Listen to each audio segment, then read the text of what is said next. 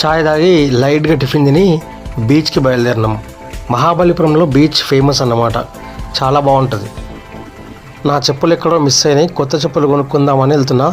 ఇంత లోపల మన హరిప్రసాద్ కామెంటరీ ఇస్తా అని చెప్పిండు. ఇవన్నీ చెప్పుల దుకాణాలు అన్నీ. ఇది బీచ్ లోపలికి వెళ్ళేది దారి. అక్కడ మా ఫ్రెండ్స్ వచ్చారు, అందరు బీచ్లో సముద్రంలో తాళం చేయడానికి రెడీ ఉన్నారు. నేను రెడీ ఉన్నాను. ఏ మాధవ్ సముద్రంలో స్నానం చేయనీకే ఉత్సాహాలు పడుతున్నారు. సార్ ఏంటి సార్ అది? మళ్ళీ ఒకసారి చెప్పండి చూద్దాం.